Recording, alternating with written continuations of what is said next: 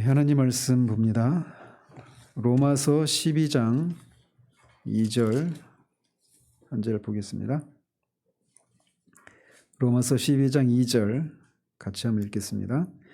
너희는 이 세대를 본받지 말고 오직 마음을 새롭게 함으로 변화를 받아 하나님의 선하시고 기뻐하시고 온전하신 뜻이 무엇인지 분별하도록 하라. 아멘. 지난주에는 일이란 무엇인가, 또 왜 우리는 일을 해야 되는가에 대해서 성경적인 답을 찾아가기 시작하고 있습니다. 그런데 이런 질문들에 대한 답은 그 사람이 어떤 세계관을 가지고 있느냐에 따라서 답이 결정되는 겁니다.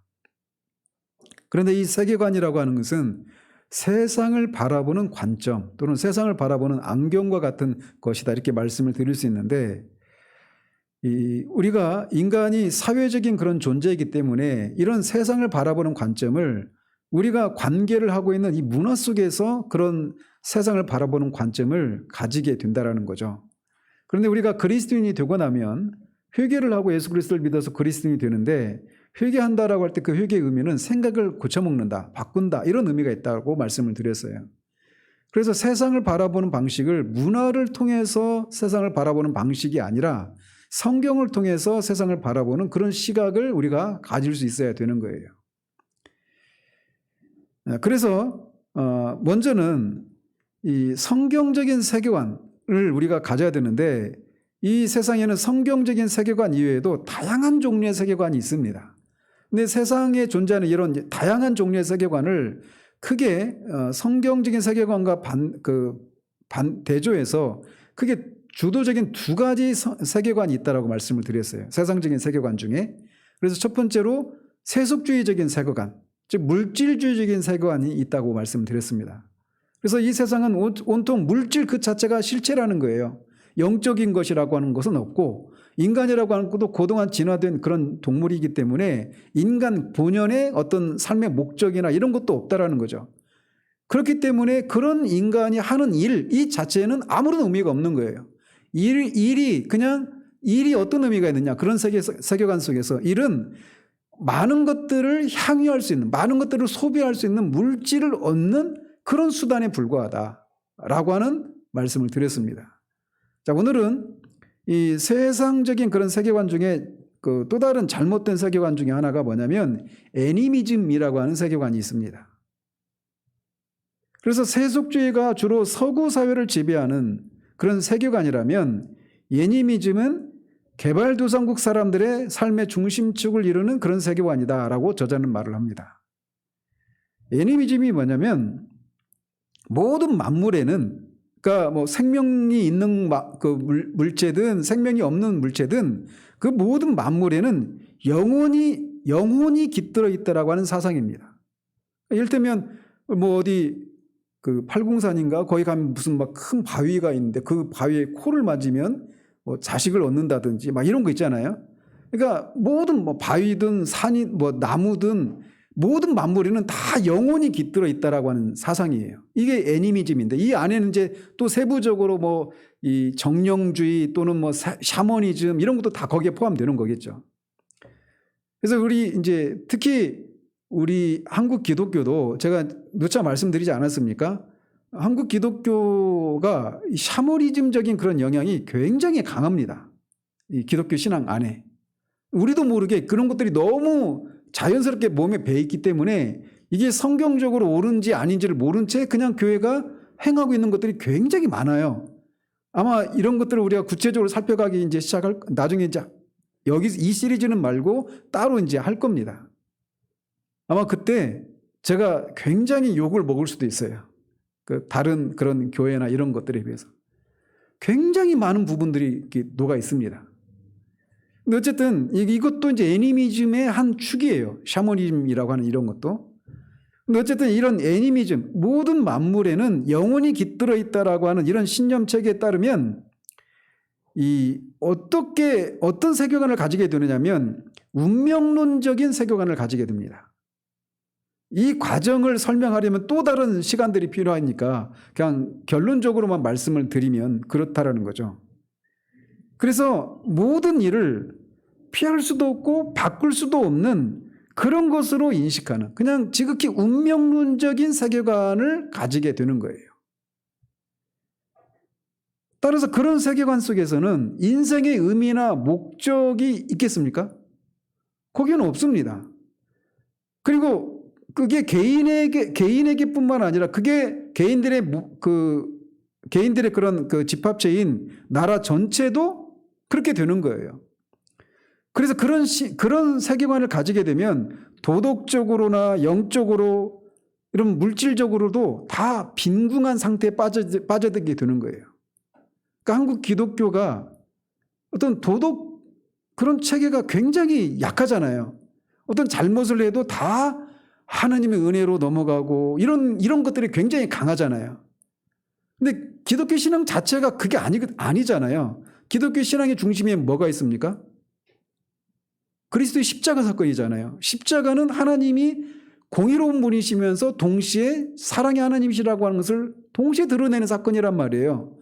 그렇기 때문에 반드시 좋은 게 좋은 것이고 은혜롭게 다 넘어가서 이게 아니란 말입니다. 죄를 용서해 주시기 위해서는 반드시 그 죄값을 치러야 되는 거예요. 그 방식이 하나님의 아들이 사람이 되셔서 죄인으로 십자가에서 우리를 대속해서 죽으신 것, 이것이 반드시 필요했던 것이죠. 근데 그게 기독교 신앙의 중심인데 오늘날 교회가 그런 것들이 굉장히 약하다라는 거예요. 그러니까 은혜만 되면 어떤 방법으로 은혜를 얻었든 상관하지 않는다라는 겁니다. 근데 거기서 말하는 은혜라고 하는 것이 거룩한 은혜가 아니에요. 그냥 우리가 바라는 대로 그렇게 어떤 현세적인 복을 누리고 만사가 형통하는 것, 이게 다 은혜를 받았다 이렇게 생각하는 것이죠.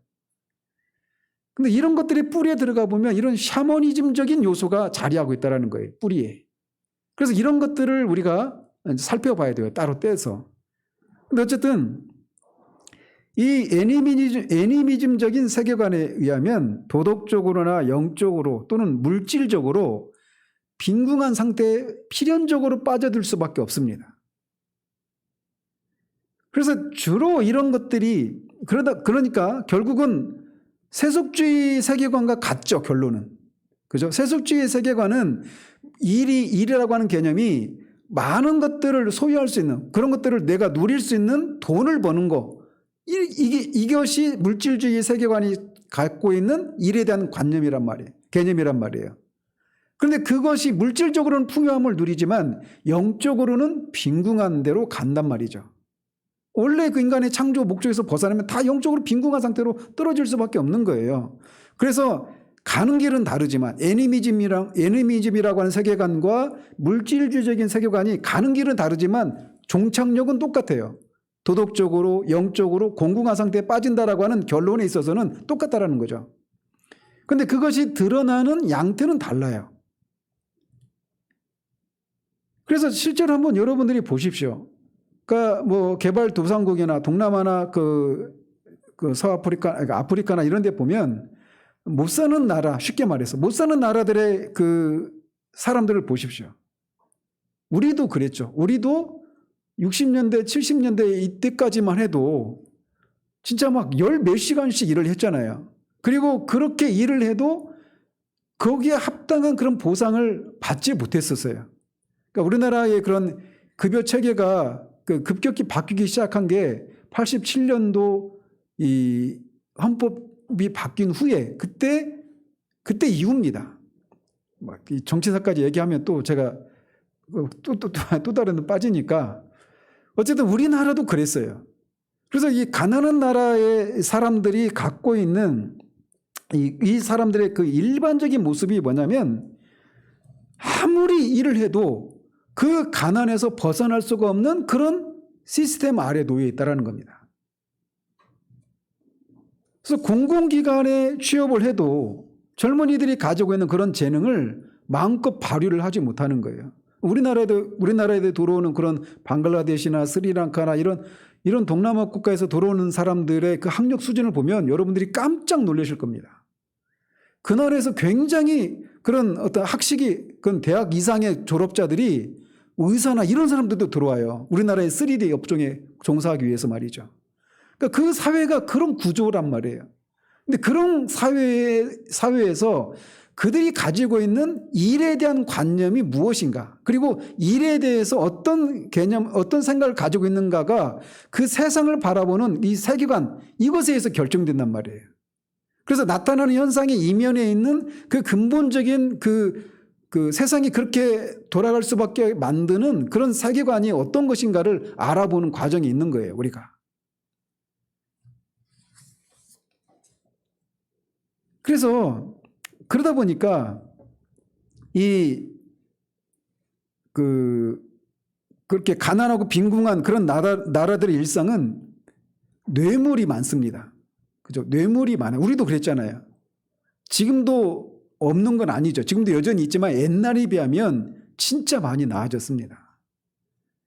그리고 도덕적이거나 본질적인 문제에 관심이 없는 이런 문화 풍토가 만연해 있습니다.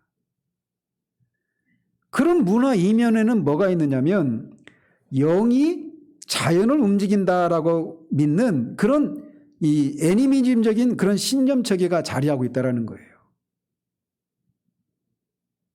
그래서 그런 관점에 따르면 인간에게는 어떤 도덕적인 책임이 없습니다. 왜 그럴까요? 그냥 운명론적인 그런 사고를 가지고 있으니까 나한테 주어진 그런 운명에 따라서 살아갈 뿐인 거예요. 그래서 사람들은 그저 운명을 받아들이거나 악한 영이 조종하는 대로 움직일 뿐입니다. 그래서 그런 운명론적인 세계관을 가지고 있는 그런 세상 속에서는 어떤 자원에 어떤 영향을 미치는 능력이나 자원을 사용하는 그런 능력이나 지식을 높이려고 하는 그런 노력이 별 의미가 없어요. 그래서 이게 쉽게 말씀드리면 그 산이나 강이나 이런 것들에도 다 영혼이 깃들어 있다. 이게 애니미즘이잖아요. 그러면 그런 것을 개발하고 이렇게 하기가 쉽지가 않겠죠. 그 영혼을, 신을 건들면 안 되니까. 그래서 대부분 이 서구 사회는 기독교 세계관이 그래도 자리를 잡고 있기 때문에 그 문화 명령에 따라서 세상을 정복하고 자연 개발을 하고 이런 것들이 거기서 나오는 거예요. 근데 동양에서는 그런 것들이 이런 애니미즘적인 그런 영향으로 그런 개발이 더딘 이유 중에 하나가 바로 이런 사상이 자리하고 있다는 거죠. 그래서 그런 세계관 속에서 일이라고 하는 것은 어떤 개념이냐면 운명의 저주일 뿐이다, 이런 생각을 갖고 있는 거예요. 그래서 일이라고 하는 것은 인간의 고통을 더욱 심화시키는 그런 족쇄와 같은 것이다 라는 거예요. 일을 왜 하느냐? 그저 살기 위해서 일을 할 뿐이다 라고 하는 생각을 가지고 있는 겁니다. 그래서 이 일부 개발도상국에서는 일을 하는 것을 경멸한다고 하는 표시로 새끼 손톱을 길게 기르는 그런 남자도 있다고 그래요. 그러니까 일을 경멸한다고 하는, 새끼 손톱을 길게 기르고는 일을 못 하잖아요. 그래서 일은, 이런 세계관을 가지고 있는 세상에서 일은 인간을 억제하는 그런 족쇄에 불과하고 저주다. 그러니까 일을 할 수만 있으면 일을 안 하는 것. 이것이 그들이 가지고 있는 일에 대한 관념이에요. 그래서 이 저자가 이 베네수엘라에서 온 한 사람이 이제 스페인권에서 유행하는 노래를 이렇게 알려줬는데 그 노래 가사가 이렇습니다. 바테이의 흑인이라고 하는 제목인데 그 노래를 통해서 그 사람들이 일에 대해서 어떤 생각을 가지고 있는가를 그 가사를 통해서 보여주고 있어요. 그 가사의 일부가 이렇습니다. 나는 바테이의 흑인이라 불린다네. 바테이는 어떤 지명입니다. 나는 바테이의 흑인이라 불린다네. 내게 일은 원수와 같으니 모든 일은 황소에게 맡기리라. 하나님이 형벌로 일을 만들었기 때문이지. 그러니까 일을 어떻게 생각하고 있는지 아시겠죠? 나는 메렝게 리듬에 맞춰 춤추기를 좋아하지. 아름다운 흑인 여인과 춤추기를 좋아하지. 밤새도록 이 끝에서 저 끝까지 내 멋진 흑인 여인을 꼭 끌어안고 춤추기를 좋아하지. 나는 메렝게 리듬에 맞춰 춤추기를 좋아하지. 메렝게가 일보다 낫지. 이래야 한다면 내게 큰 고통일 테니까. 이런 애니미즘적인 사고를 가지고 있는 그런 세계관의 지배를 받는 세상에서의 일에 대한 관념이 이런 거라는 거예요. 일은 저주이기 때문에 할 수만 있으면 일을 안 하는 것이 행복한 거예요. 나만 일에 대해서 그렇게 생각하는 것이 아니라 일에 대해서 일 자체를 그렇게 생각하니까 다른 사람의 일도 존중하지를 않는 겁니다. 그래서 일과 노동을 천시합니다. 온 나라가 일의 회피를, 일을 할 수만 있으면 안 하는 것을 인생의 목표로 삼아요. 권력을 쥔 사람들도 부정부패를 일삼고 부자들은 약자들의 노력을 착취해서 먹고 삽니다. 그런 사회는 필연적으로 빈궁한 사회가 될 수밖에 없는 거예요. 그런데 이 빈곤의 뿌리에는 도덕적이고 영적인 궁핍이 있는 거예요. 어떤 의미에서? 성경에서 말하는 참된 세계관, 성경적인 세계관을 가지고 있지 못하기 때문에 일에 대해서 이런 생각을 가지고 있고 그 결과 이 세상의 삶 역시도 물질적인 측면에서도 도덕적인 측면에서도 공궁한 삶에 이룰 수밖에 없다라는 것이죠. 우리는 이렇게 말하면 우리는 이 개발도상국의 상태 가운데 있지 않고 그래도 풍족한 삶을 누리고 있고 애니미즘과는 아무런 상관이 없다 이렇게 생각할 수 있는데 말씀드리겠지만 실상 그렇지 않은 모습들이 있다라는 겁니다. 심지어 크리스천인 우리들에게도 말이죠.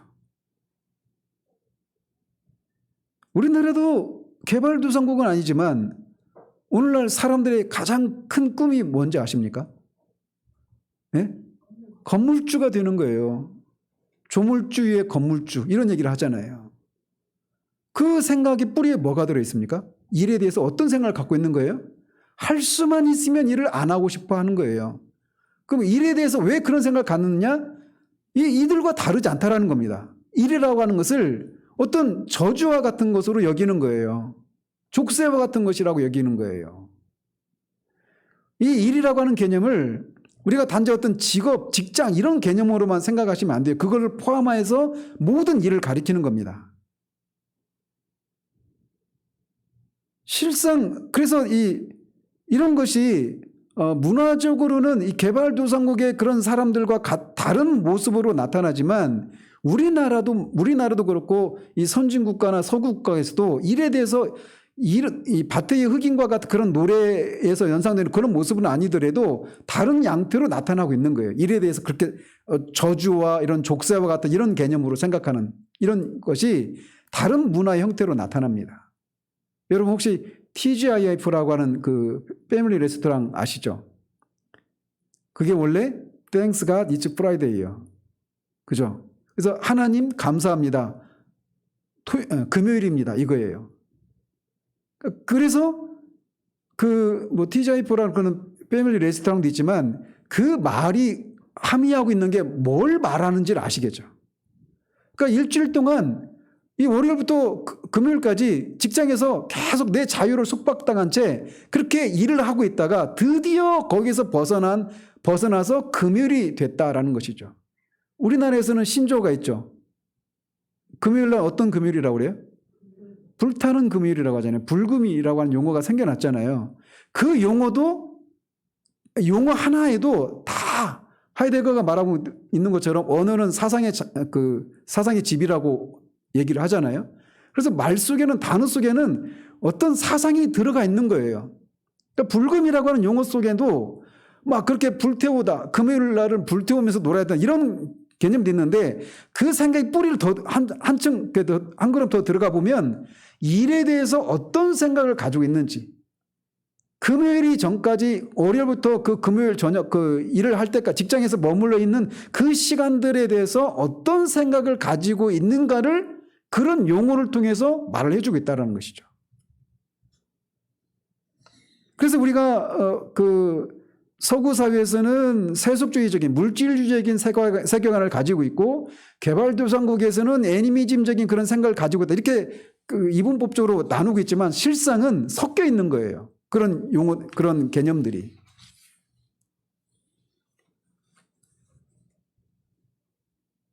그래서 크리스천도 이런 어떤 이 문화 속에 우리가 몸담고 있는 이 세상 문화 속에 우리가 살고 있기 때문에 이런 문화가 우리에게 던져주는 그런 사고방식이나 그런 어떤 관념으로부터 자유롭지가 않다라는 거죠.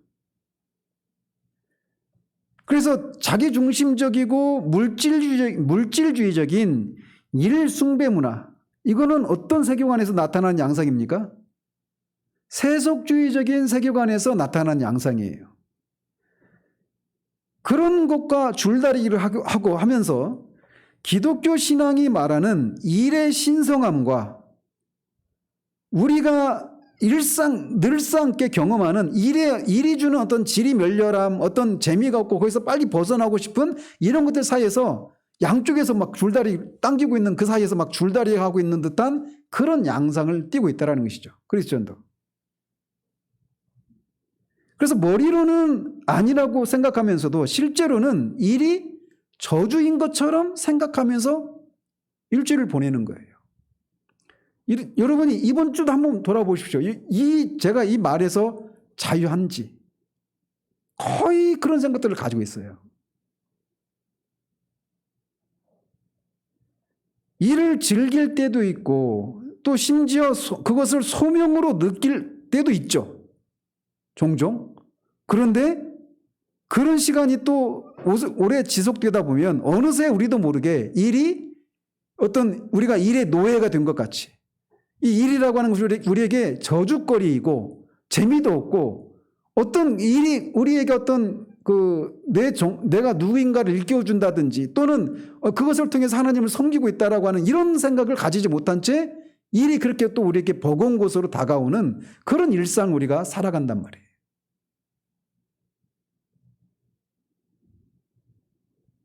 그러나 우리가 알다시피 하나님이 처음부터 일을 저주로 만드신 것이 아닙니다. 성경은 우리가 하나님의 형상을 따라 지음을 받았다라고 말을 합니다. 그 얘기는 우리가 하나님을 이런저런 측면에서 닮은 존재로 빚어졌다 이렇게도 말할 수가 있는 거예요. 근데 하나님은 일하시는 하나님이십니다. 하나님이 일하시는 하나님이시기 때문에 그 하나님의 형상으로 지음받은 우리 인간도 일하는 존재로 지음을 받은 거예요.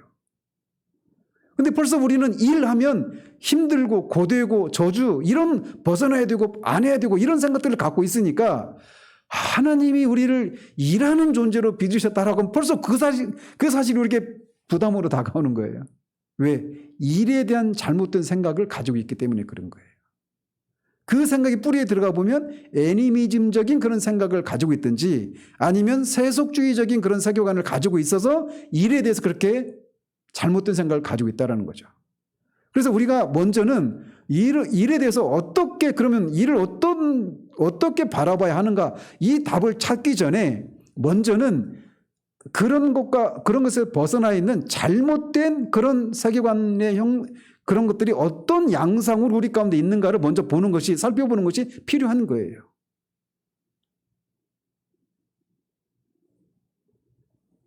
그런데 실제로 하나님이 이렇게 일하시는 하나님이시기 때문에 그분의 형상을 따라서 우리도 일하는 존재로 지음을 받았다 이렇게 말을 하는데 실제로 이렇게 살아가다 보면 일을 하나님이 우리 안에 두신 꿈을 성취하는 과정 이런 개념으로 보기보다는 이게 성경에서 우리에게 말해주는 일에 대한 성경적인 정의거든요.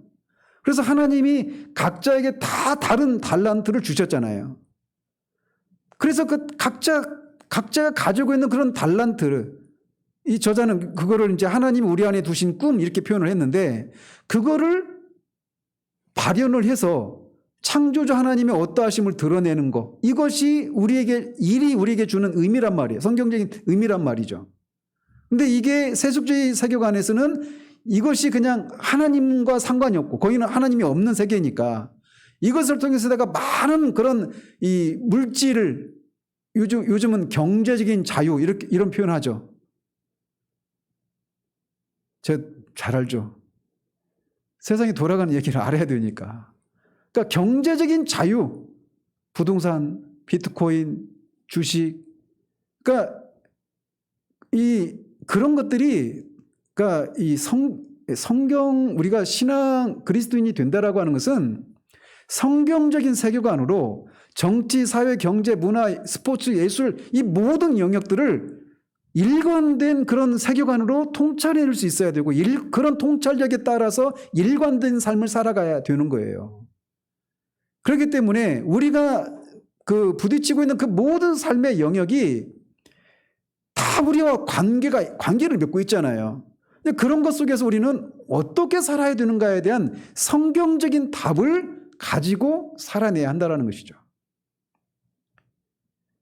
만약 그런 질문들을 던지지 않으면 우리도 모르게 이게 성경적인 세계관에 따라서 내가 가진 생각인지, 아니면 내가 몸담고 있는 이 사회의 그 문화가 우리에게 던져준 그런 생각인지도 모른 채 그냥 사는 거예요.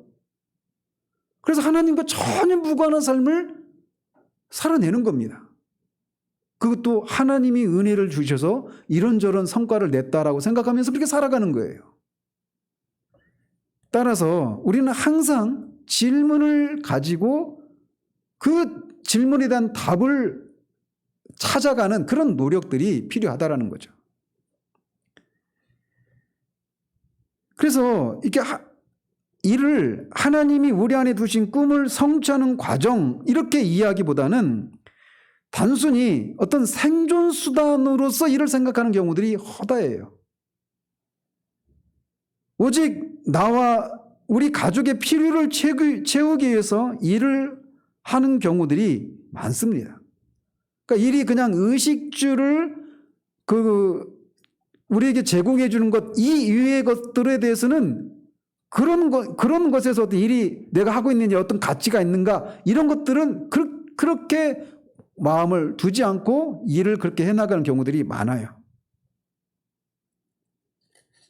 그래서 먹고 살아야 하기 때문에 기본적인 필요를 채워야 하겠기에 우리는 삶의 대부분의 시간을 희생하면서 일을 하고 있단 말이죠.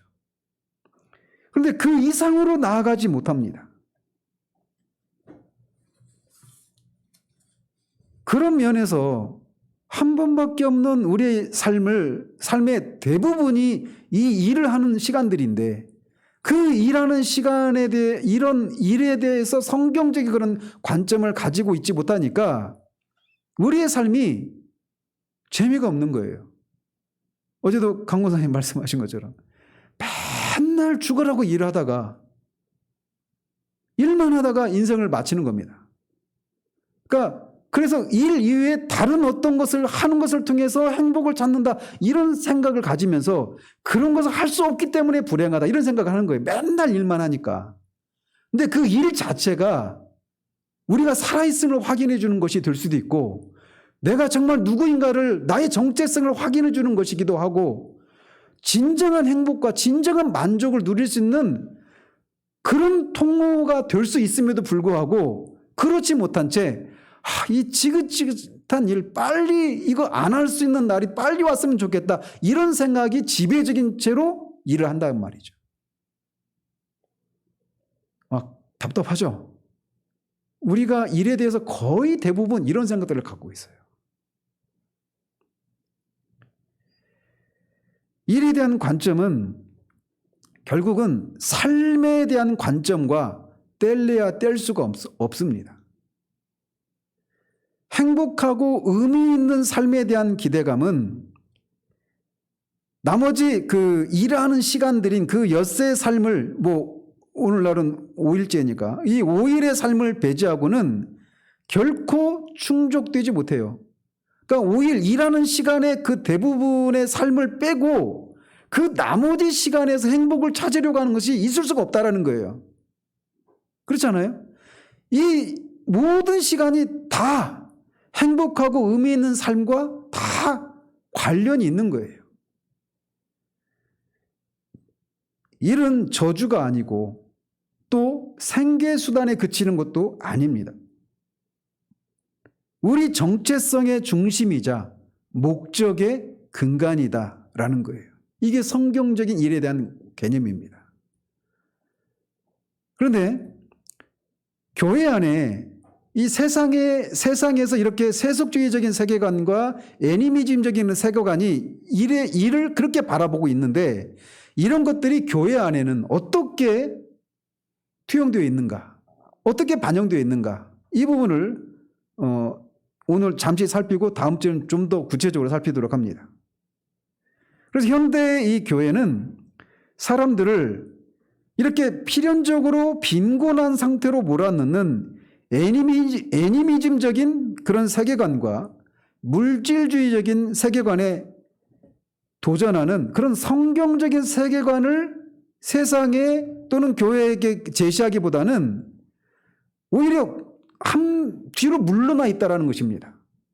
뒤로 물러나서 문화와 어떤 공적인 영역에서 물러나서 문화와 일터를 그냥 이런 세계관이 지배를 받도록 그냥 내버려 두었다라고 하는 것이 이 저자의 진단이에요. 그래서 이것을 쓴 겁니다. 일이 그렇게 애니미즘과 물질주의적인 그런 세계관에 의해서 생성된 그런 정도의 개념이 아니라고 하는 것을 말을 해줘야 된다는 겁니다. 왜? 그런 세계관에 있는 사람들은 필연적으로 경제적으로도 빈곤할 뿐만 아니라 도덕적으로, 영적으로도 공공한 상태 가운데 있기 때문에 우리가 복음을 증거하는 그런 목적과 동일하게 그들에게도 성경적인 세계관을 제시해서 그들이 거의 대부분을 보내는 그런 일상에 어떤 의미가 있는가를 제시해주는 그런 일을 해야 된다는 것이에요. 그것이 교회가 가지고 있는 또 다른 사명 중에 하나라는 것이죠. 그런데 그렇게 해야 되는데 교회가 그 일을 방기했다라는 거예요. 유기했다라는 겁니다.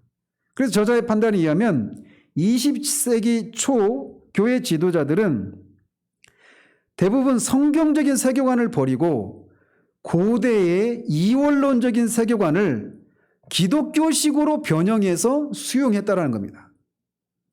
그래서 고대 이원론적인 세계관이라고 하는 게 뭐냐? 주로 이제 헬라 문화에서 나온 건데 물질은 악하고 영은 선하다라고 하는 개념이에요. 이게 이 헬라의 이원론입니다.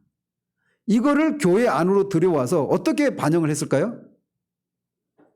거룩한 것과 세속적인 것이 구별되는 이런 성속 이원론을 이제 고대 이원론을 차용을 해서 기독교가 성속 이원론적인 세계관을 이제 들여왔다라는 거예요. 성경적인 세계관으로 그 세상의 그런 세계관을 맞서서 대항해서 성경적인 세계관을 제시해야 되는데 그렇게 하지 않고 오히려 고대 이원론, 이 영적인 것은 선하고 물질은 악하다라고 하는 그런 것을 차용한 형태로 영적인 것과 영적이지 않은 것이 존재하고 있다라고 하는 이런 새로운 이원론을 도입을 했다라는 거예요. 그리고 그런 영향 아래 우리가 대부분 노출되어 있다라는 겁니다.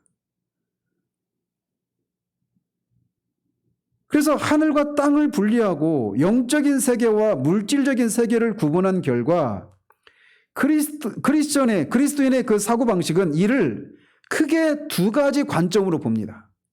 이를 어떤 관점으로 보느냐? 더 높은 부르심과 영적 활동을 위한 자리로 바라보게 되었다는 겁니다. 다시 말씀드릴게요. 이를 두 가지 관점으로 보는 거예요. 아까 세속적인 세계관에서는 이를 두 가지 관점으로 보죠. 그 생계수단으로 보든지 이를 저주의 그런 시각으로 보든지. 그런데 이제 크리스천이 그런 것이 아니라 이를 하나님이 우리에게 주신 꿈을 실현하는 그런 것으로 봐야 된단 말이에요. 근데 그것이 교회가 해야 될 일인데 그걸 취하지 않고 고대 이원론, 이거를 차용을 해서 기독교식으로 변형을 해서 영적인 것과 영적이지 않은 것 세계로 나누는 그런 일을 했다라는 거예요. 그래서 그런 세계관에 따라서 일을 어떻게 바라보느냐, 두 가지 관점으로 바라본다라는 겁니다. 하나는 더 높은 부르심, 또 하나는 영적 활동을 위한 자리, 이 두 가지로 본다라는 거예요. 자, 그래서 첫 번째 관점인 더 높은 부르심을 지향하는 형태, 이거는 뭐냐면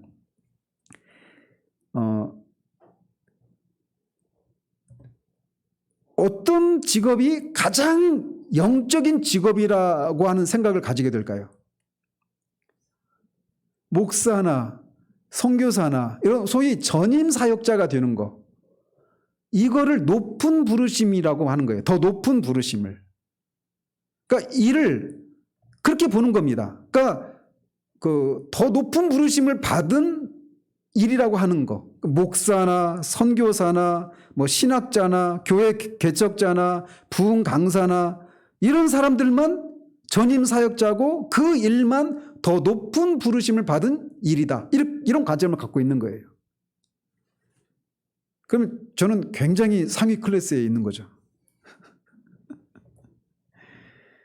그리고 그런 사람이 하는 일만 영적으로 봅니다. 그런 일만. 근데 여러분이 지금 웃지만 우리도 모르게 그런 생각들을 은연중에 가지고 있다니까요.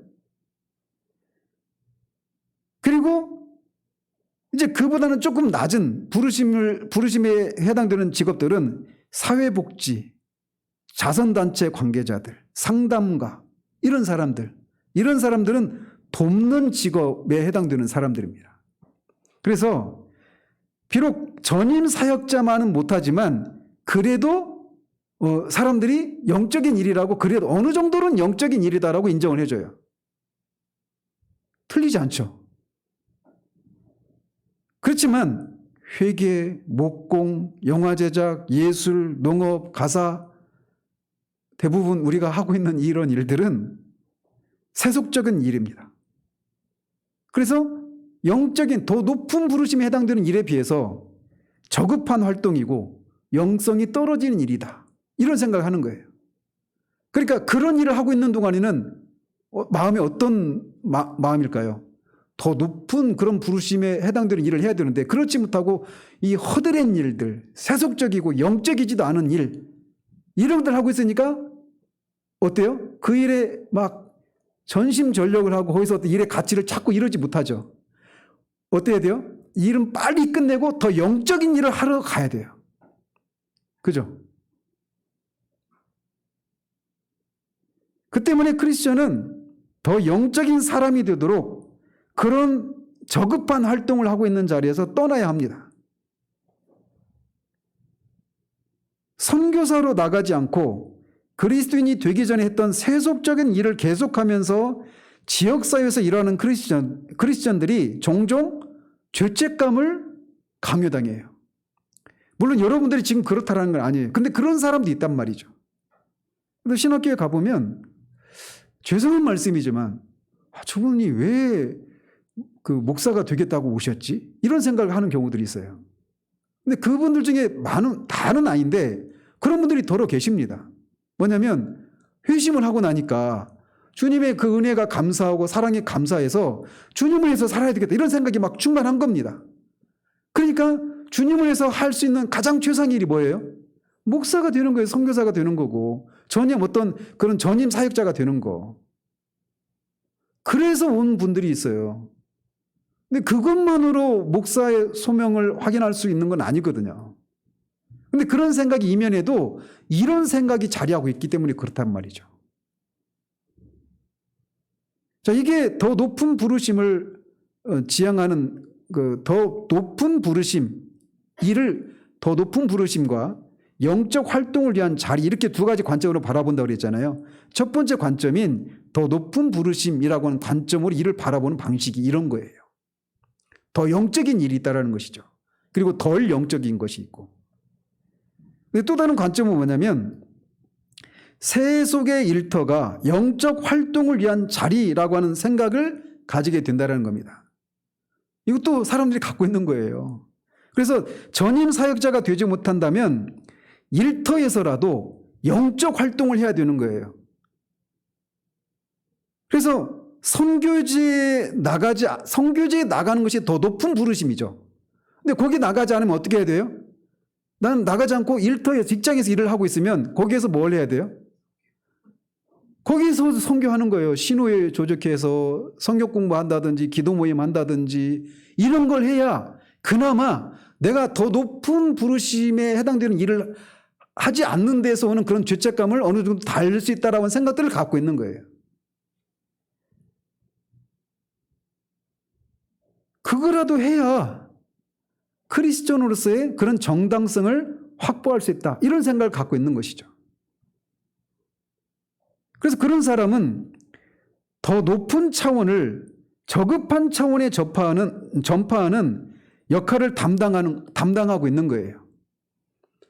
그렇기 때문에 더 높은 자리의 일터에서 일하지 않아도 자신이 어느 정도 합리화가 되는 겁니다. 내가 선교사로, 목사로, 그런 전임 사역자로 그렇게 하나님 나라를 위해서 일하지 않고 있어도 내가 내 삶의 자리에서, 내 일터에서 그런 일들을 하고 있으니까 나는 그래도 이런 영적인 일을 하고 있다. 이렇게 자신을 합리화시킬 수 있다는 것이죠. 근데 직장에서는 일해야죠.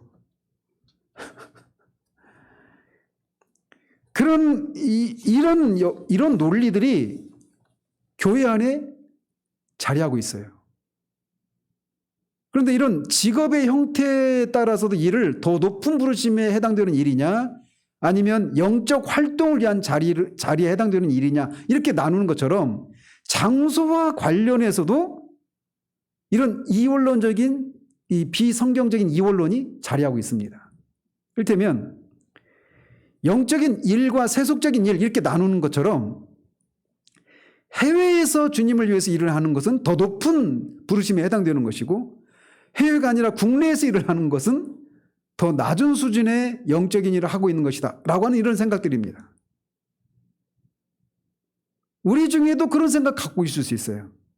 선교지에 나가서 일을 하고 있는 선교사님들에 비해서 우리는 이 국내에서 전임 사역자도 아닌 채로 직장 생활을 하고 있을 때 그분들은 하나님의 나라를 위해서 영적으로 그렇게 희생을 하고 영적인 일을 하고 있는데 나는 그렇지 못한 것이다 라고 하는 생각들을 가지고 있는 거죠. 내가 지금 그렇게 있는데 이렇게 생각할 수도 있어요. 그만큼 이런 생각들이 우리도 모르게 자연스럽게 우리 안에 들어와 있다고요. 심지어 해외 선교사로 부르심을 받은 사람들도 선교지가 유럽이나 이런 데로 선교지가 그렇다. 그러면 어떻게 봐요? 색안경을 끼고 보죠.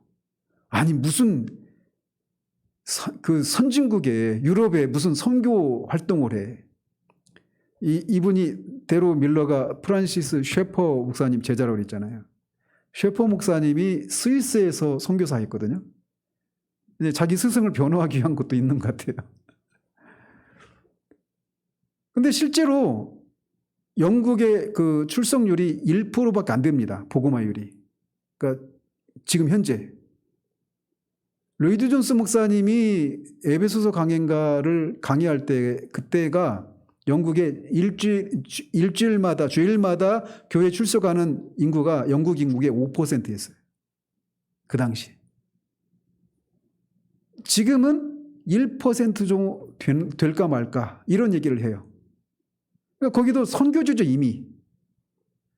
그런데 그런 데서 선교하는 선교사님하고 소위 미전도 종족, 여러분 그 선교에 관심 가진 분들은 10-40창이라고 하는 얘기 들어보셨습니까?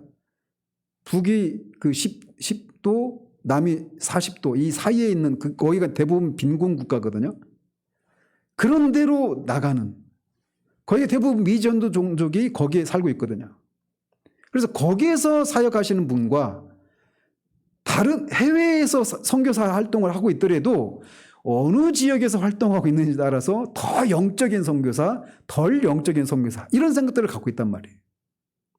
그래서 일에 대한 성격을 그 일에 대한 개념을 더 영적인 일이냐, 덜 영적인 일이냐, 이런 개념도 갖고 있고, 어디에서 일을 하느냐에 따라서도 덜 영적인 일, 더 영적인 일, 이런 생각들을 가지고 있단 말이에요.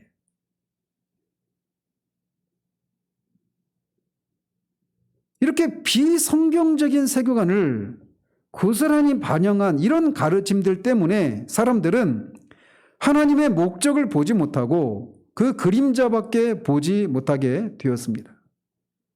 그래서 교회는 문화를 떠나서 완전히 동떨어지게 되었고, 지역사회는 빈곤에 허덕이고 민족들은 제자화를 경험하지 못하게 되었다라고 말한다는 거죠. 그래서 이 저자가 이 책을 썼을 때 당시 그 인류 역사 가운데 그 어느 때보다도 교회가 많고 복음화가 훨씬 많이 이루어져 있는 시대라는 거죠. 지금 사실 우리가 그런 시대를 살고 있잖아요.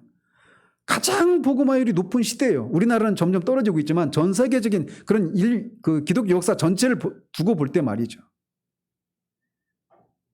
그런데 그렇게 막 세계적인 그런 교회도 일궈내고 그렇게 했지만, 이런 부분, 성경적인 세계관에 의해서 일이라고 하는 것이 무엇이고 왜 일을 해야 되는가에 대한 이런 성경적인 세계관을 가지고 우리가 몸담고 있는 그런 세상에 영향력을 끼치는 이런 측면에서 보자면, 양쪽으로는 엄청난 성장을 했지만 내실을 가지고 따져보면 굉장히 허약하기 짝이 없는 성장을 이루고 있다라는 거죠. 교회는 사회의 소금과 빛으로서의 기능을 그런 측면에서 망각해 버렸다라는 겁니다. 예언의 목소리가 되어서 거리에서나 일터에서나 필요한 것이라면 어디서든지 하나님 나라를 밝히 드러내고 삶을 통해서 그분을 나타내는 역할을 해야 되는데 그 일을 상실했다라는 겁니다. 그래서 교회에서 보여지는 그런 삶의 양태가 따로 있고, 우리의 대부분의 시간을 보내는 일상에서 보내는 삶의 양태가 따로 있는 것처럼, 그리고 우리는 그런 삶의 자리에서 빨리 벗어나서 더 영적인 자리, 영적인 시간, 영적인 일들을 해야 된다라고 하는 생각들을 가진 채 우리 대부분의 시간들을, 인생의 거의 대부분의 시간들을 그 가치를 알지 못한 채 살아가는 경우들이 많다라는 거예요. 그거를 다시 회복하는 과정이 지금 우리가 하고 있는 일입니다. 그런데 세상이 그런 속에 있는데 아이러니하게도 이렇게 세속주의적인 그런 세계관에 의해서 물질주의적인 그런 세계관을 가지고 그렇게 삶을 살아가면 경제적인 측면에서는 발전을 할까요? 퇴보를 할까요? 필연적으로 발전을 하겠죠. 서구 사회가 그런 세계관을 갖고 있기 때문에 개발도상국에 비해서 훨씬 물질적으로 풍요로움을 누립니다. 그런데 그래서 어떤 경제적인 자유도 예전보다 훨씬 많은 자유를 확보했음에도 불구하고 예전보다 훨씬 영적으로 공궁한 상태 가운데 있다는 거예요.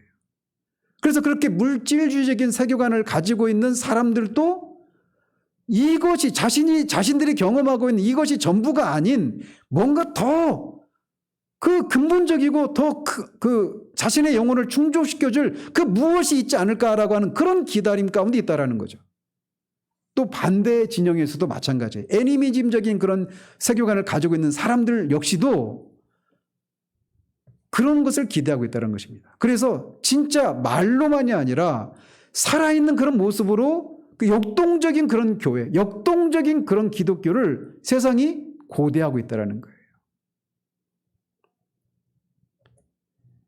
오늘날 세상은 살아 숨쉬는 기독교를 갈망하고 있습니다. 세계가 직면한 도덕적이고 영적이고 사회적이고 경제적인 정치적인 위기를 타개할 수 있는 역동적인 기독교를 갈구하고 있습니다. 그런데 교회가 이 문제에 답할 준비가 되어 있지 않다라고 하는 것이 저자의 진단이고, 그렇기 때문에 교회가 이런 질문들에, 이런 기대에 충족할 수 있는 그런 답들을 제공하기 위해서 이 책을 썼다라고 말을 하고 있는 거예요.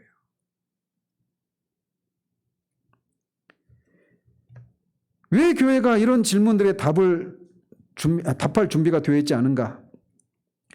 그것은 크리스천들의 삶과 일이 기독교적 세계관의 기초이자 모든 생명이 지향하는 궁극적인 목표인 하나님 나라로부터 분리되어 있기 때문이다.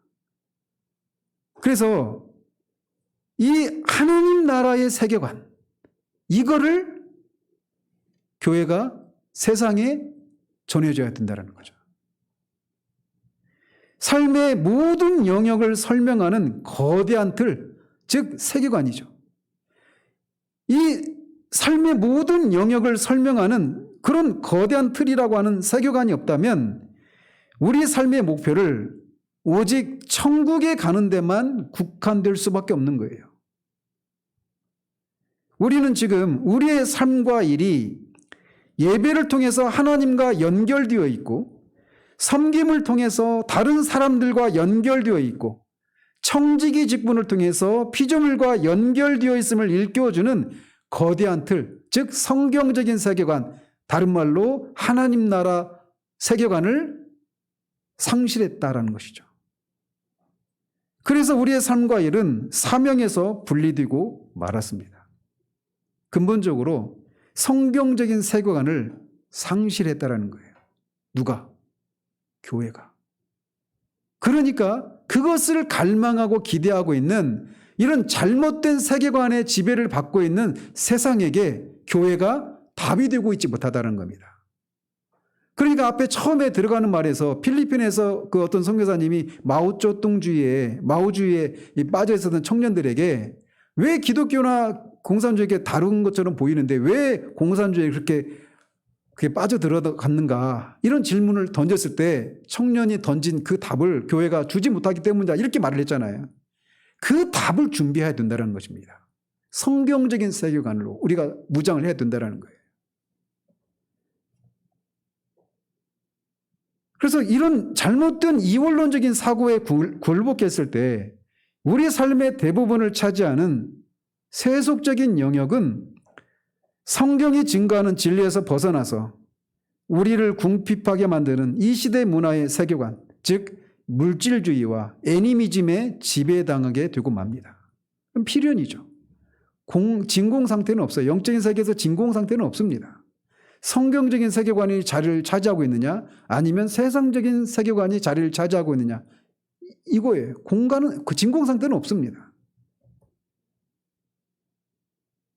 그렇기 때문에 우리가 이 교회와 이 그리스도인의 삶이, 그리스도인이 왜 이렇게 세상이 찾고 기대하는 그런 살아있는 기독교, 그들이 그렇게 거의 대부분의 시간을 보내고 있는 그런 일의 자리에서 거기에서 궁극적인 그런 삶의 의미를 찾지 못한 채 계속해서 도덕적으로 영적으로 궁핍한 상태에 처해 있는 그들에게 왜 답을 해주지 못하고 있는가, 이 부분에 대한 뿌리를 우리가 확인해 봐야 되는 거예요. 그래서 다음에는 이 기독교 유산 속에 스며들어 있는 이원론의 뿌리를 우리가 살펴보게 될 것입니다. 이게 그냥 어느 날 갑자기 어떤 한 사건에 의해서 들어온 게 아니에요. 그리고 그것이 어느 한 영역에만 그냥 조용히 자리를 차지하고 있는 게 아니라 우리 기독교 생활 전반에 걸쳐서 이런 영향이 비성경적인 이원론이 자리를 하고 있다는 거예요. 제가 아까도 그냥 몇 가지 비근한 예만 말씀드렸을 때도 여러분이 우리도 다 그런 생각들을 갖고 있는데 라고 그런 동의를 할 수밖에 없잖아요. 근데 그 뿌리를 이제 하나씩 살펴가게 될 것입니다. 그래서 이 이사야서 55장 3절에 너희는 내게 귀를 기울이고 내게로 나와 들으라. 그리하면 너희 영혼이 살리라. 이 말씀하시는 것을 들으려면 먼저는 이원론의 이런 파괴적인 이원론, 비성경적인 그 이원론의 세계관을 넘어서야 하는 겁니다. 개인적으로든지 공동체적으로든지 우리 삶의 모든 측면과 모든 순간이 하늘과 땅과 그 안에 모든 것을 창조하고 지키시는 하나님 안에 있다라고 하는 사실을 되찾아야 한다는 거예요. 영적인 것이 따로 있고 하나님의 통치 세계가 따로 있고 그 하나님의 통치가 미치지 않는 영역이 따로 있는, 그래서 거기는 비영적이고 세속적인 그런 것이 아니라 모든 세계가 하나님의 통치 아래에 있는 것이다라고 하는, 그래서 하나님의 통치의 현실을 모든 삶의 영역에서 일관된 방식으로 드러내는 그런 삶을 우리 그리스도 개인이 또 교회가 살아내야 한다는 거예요. 다음 주에는 이 이원론의 이 뿌리를 하나씩 살펴가면서 우리도 모르게 젖어 있는 이 잘못된 이 비성경적인 세계관들을 하나씩 그 뿌리를 박멸해 가면서 성경적인 세계관이 우리 안에서 뿌리를 내리고 열매를 맺고 하나님 우리에게 만찬처럼 베풀어 주신 우리 대부분의 삶의 자리에서 우리가 참된 만족과 행복을, 내가 살아있음을 확인하며 살아가는 그런 일들이 있기를 바랍니다. 기도하겠습니다.